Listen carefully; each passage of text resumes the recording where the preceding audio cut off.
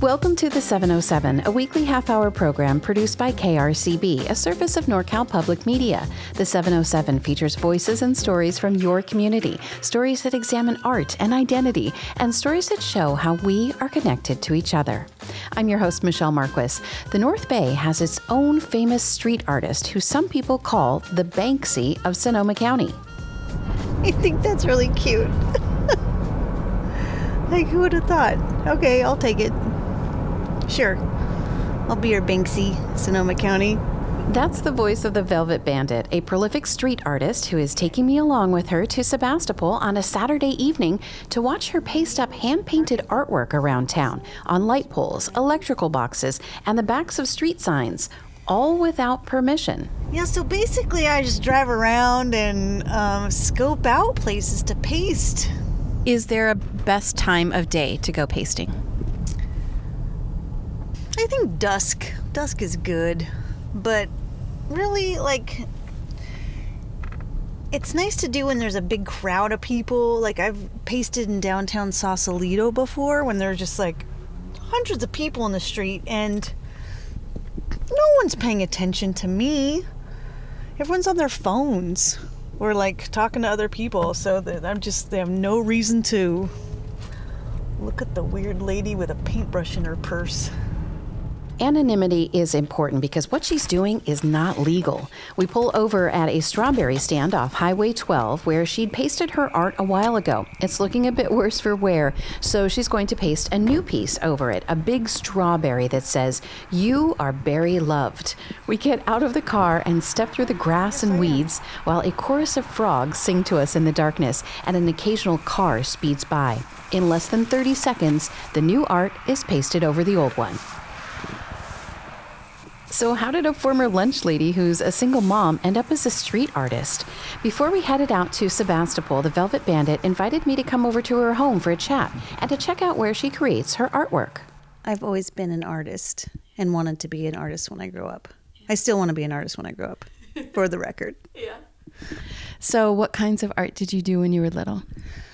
I would draw. My parents got me into a ceramic class at a very young age, sculpture. Then I started doing painting when I was in high school and really fell in love with acrylic paints. I've done fused glass, collage. What is it about acrylic paints that you like? That they're forgiving and they're very vibrant. I like using it straight out of the tube or the jar. And I like how it has this kind of plasticky feel, which I think works really well with my medium. What kind of art do you do as the Velvet Bandit? Well, it's street art, and it's acrylic on newsprint, and I call them paste-ups. I put them out on public urban surfaces with like a wheat paste adhesive.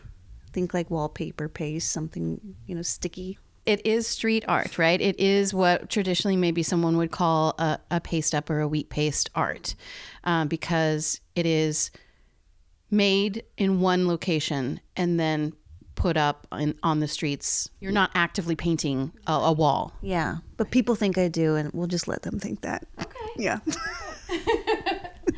How did you learn about wheat pasting? I became aware of Shepard Fairey, which I know a lot of people know him.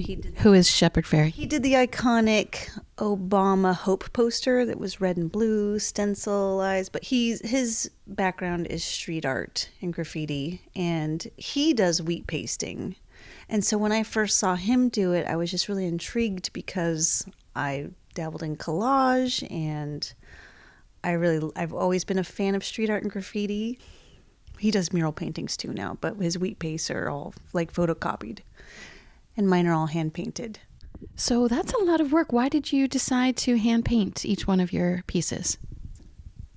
Well, I tried to photocopy it in the beginning, and the quality just wasn't there. And the acrylic just kind of transforms the newsprint into this.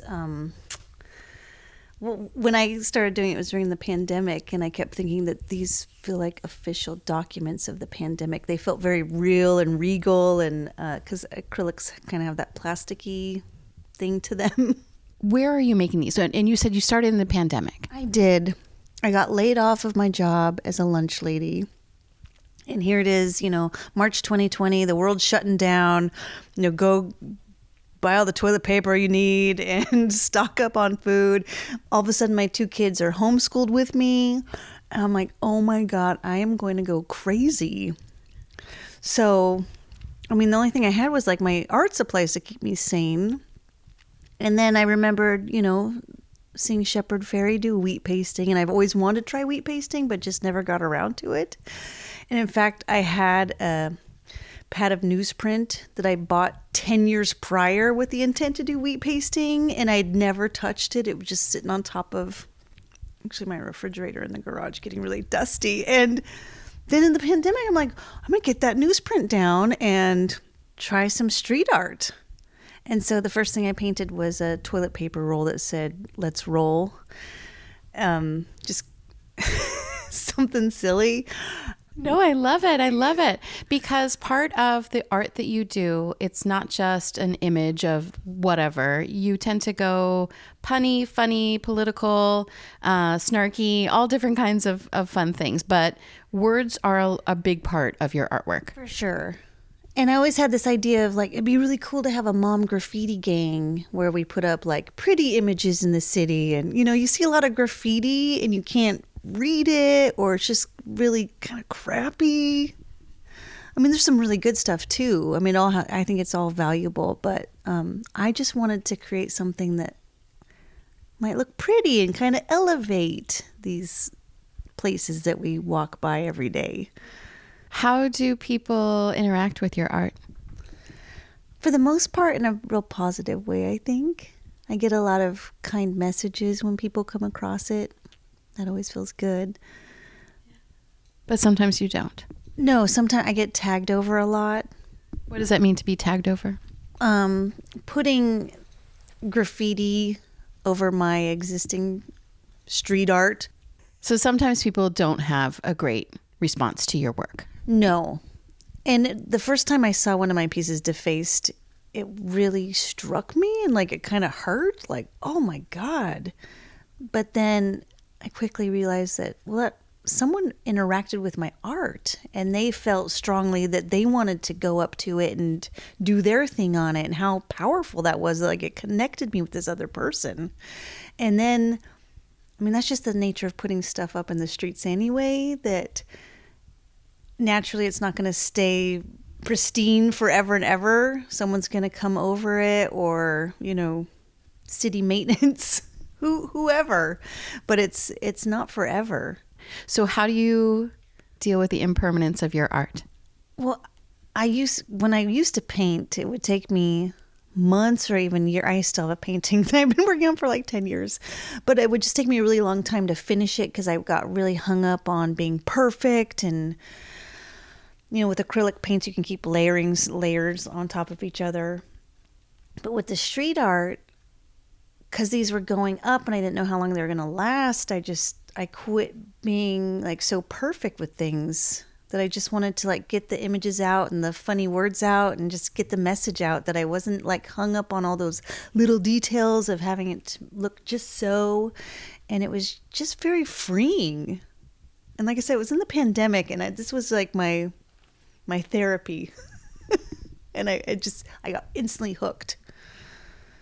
So does that practice of not being precious about your art and feeling freed, right? Does that translate to other parts of your life? Has that made you, in your regular day-to-day, not Velvet Bandit life, feel more free? For sure. Yeah, absolutely. And then during this whole process, I've gone through a divorce, and that's been a very big act of letting go and just transformation. And it's really, there's a lot of layers to it. It's not just putting stuff up in the streets. There's layers. Just like with acrylic, you can keep doing more layers. Yeah. Wow. So tell me about your motivation to add political messages to your artwork. Where does that come from? So that came after the murder of George Floyd, because up until that point, I was just kind of doing these cheeky COVID things and just funny, punny street art to put out. And then when George Floyd was murdered, I realized that my art could be a voice for more than just that. And so I painted some pieces in response to that. And it was really powerful for me, and other people were reacting to it. And then we had this election coming up in 2020, and I really wanted to get the word out for people to vote. That was really important to me. And like I said, I had all this time on my hands. I could just paint freely. And so I just started cranking out a bunch of political stuff, a bunch of pro-vote stuff. And Sonoma County had the highest voter turnout in all of California. And I'd like to think that my art might have had something to do with it. I don't know. But I put up quite a bit. How many pieces do you think that you have pasted? Thousands. Which is really crazy. I'm talking with the Velvet Bandit in her kitchen, and in the next segment, we'll head into her garage where she's set up her art studio with pots of paint, brushes, and lots of newsprint. And then we'll head back out to see her in action, putting up art along the streets of Sonoma County. This is the 707 on KRCB.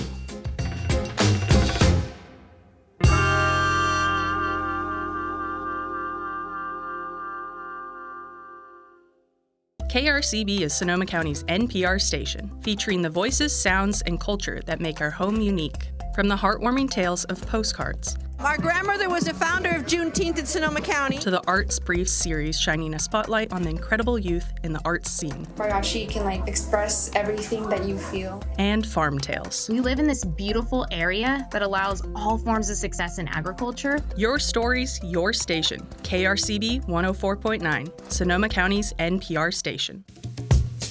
Welcome back to the 707 on KRCB. I'm your host, Michelle Marques. I'm talking to the Velvet Bandit, a street artist, and I ask her where she puts up her work besides in Sonoma County. Mendocino County, pretty much Bay Area. Whenever I go places, I'll bring my paste ups with me. They're typically always in the back of my car with my bucket of paste and my paintbrush, and they're just always at the ready. So what's the process of putting up a piece of art? It's pretty slick and really fast. You get your paste and a good wide brush. Slap on the first coat of adhesive, and I try to make it pretty thick. And then put your piece up and try to maybe smooth it out a little bit as best you can, and then quickly go over it with a top coat to seal it in. I can put a piece up in less than 3 seconds. Bigger ones, of course, take longer, but like the small ones, it's just no deal. Do you have to watch out for other people? I mean, I guess you should always do that, but I find that if you just kind of act like you're supposed to be there, or just don't be suspicious, then you're good to go. Have you ever gotten caught? Well, yes, I have. I got caught once in 2020 putting a piece up, and the guy called me a nut job. And so naturally the next day, the piece got taken down right away. He took it down. But I went the next day and had painted a paste up of a squirrel with a nut that said nut job on it. And I put it right back. It's the same spot. That's amazing. Oh, that's amazing. What you do, wheat pasting in public spaces, this is technically, it's not legal, right? Technically, no, but the way I look at it is that you can remove them, so it's okay. It's like putting up a sign for a yard sale or a lost puppy, but it's art. Having recognition for your work is amazing, right? But you also have a secret identity. It's the Velvet Bandit. It's not your real name, right? So how do you reconcile being recognized for your work as the Velvet Bandit, but can't publicly to everyone you know say, that's me? I mean, I gotta say, sometimes it makes me feel kind of safe having this anonymity because, my stuff is really political, and, where I work, they may not agree with that. So I do have to kind of toe this line. So it does make me feel protected, but at the same time, I've gone to therapy to talk about it for sure. It is a really weird thing to have. It's been not easy, I'll say that much. But for the most part, I'm embracing it more and more, and it's cool. So have you shown your work outside of just putting your stuff up on the streets? Yes, I have. I've had a couple gallery shows, and I have an upcoming show at K&K Contemporary. It's a contemporary art gallery in San Francisco. That'll happen in August, and that is like a really big deal because it's a gallery show in the city, and country bumpkin girl from Willits. I just can't believe it. Congratulations. That's very cool. What do your family and friends think about what you do? I think at first my kids were really worried that, like, Mom, she's gone a little crazy and she might get arrested. And they were really nervous about it. But then once they saw that I was getting recognition for my work, then they thought it was pretty cool. Do you do your pasting when you go out and put up your work? Do you do that by yourself? Sometimes I do, and sometimes I have lookout. It's funny because, like, the first couple of times you get this rush, and I got to, like, now I've done it so much, like, that rush is kind of worn off. So now I'm trying to, like, still seek it.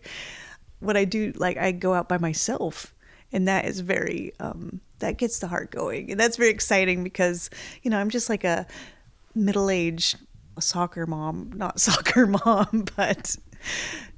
Do you think that gives you even more anonymity as a soccer mom going out there doing street art? For sure. And I'm a white woman, so I feel like I got to use this to my advantage to put these messages out there, because if I wasn't a woman, it'd be a lot different. That's kind of depressing though, right? It really is. Damn it. Because nobody sees us. Nobody would ever think that we would ever do anything like this. No. I mean, and think about how many women artists don't sign their real name. Well, look at me. I feel like I can talk. You know what I mean? Yeah, we're not seen a lot. You've also had this lead to other art projects. Can you tell me about maybe doing a mural and how that's been? Yeah, a Nova school reached out to me to do a mural, and that was a really sweet story because Andrew, the CEO, they lost their campus in the Tubbs fire, and so every day he would try to think, you know, how am I going to get funding for the new campus? And I just so happened to put a paste up on this concrete pillar near his office. It said, "This is a piece of cake." And every day he would see it and think, this is a piece of cake. And that kind of just, he said it helped him with the fundraising efforts. And so he reached out to me and he said, you know, we have such a deep connection to the story and the fundraising that I really want you to do a mural at our school. So I did, and it was Beautiful Minds Grow Here, and it has all the attributes of the wonderful students that go there. And it turned out really nice. We leave the kitchen and head into the garage where the Velvet Bandit makes her artwork. Just walked into my garage, which is so organized. No, it's not really. It's a big mess because I'm creative, and that's what creative people do, is we're very messy. So has every paste up that you've made, has it been here? Yes, it has. Yeah. Yeah, come to think of it. Yeah. Well, I try to paint multiples of the same thing, and then I'll try different words on them to see the spacing of the words, how it looks. Different words just evoke a different feeling. So, and I really believe in repetition, painting things over and over and over and over again, and it just, you get so much better at it. Like, I can look at the stuff that I did 6 years ago, and it's nowhere near where I'm at now, which is a cool way to mark it. So what's one thing that you tend to paint a lot? I really like painting flowers. I like painting kind of retro images from like the 50s, a much gentler time. Back when America was, I don't know if we've ever been okay, but back when things weren't as crazy as they are now. Back when we were great. Back when we were great. Yes, exactly. She cuts out each piece and keeps them in binders that are easy to transport in her car. We head out to Sebastopol, and I realize I am sticking out like a sore thumb. It's not inconspicuous, is it? Don't be suspicious. Don't be suspicious. Oh my God, I can't believe you have like a microphone. I know, isn't that with bright red top? It's great. Very inconspicuous for you. You're welcome. We walk past a packed restaurant and into a nearby alley leading to Main Street and the busiest intersection in town. She picks out a paste up to put on a light pole, and the timing is perfect because there's no one around. The process happens very quickly. She pulls her pasting brush out of her purse, slathers wheat paste onto the light pole, then slaps the art onto it, gives it a quick top coat, and we move on, right as a group of people come around the corner. Learn more about Sonoma County's prolific street artist online at thevelvetbandit.com. I'm your host and producer of this program, Michelle Marques. This show is a service of NorCal Public Media. Our president and CEO is Darren Lachelle.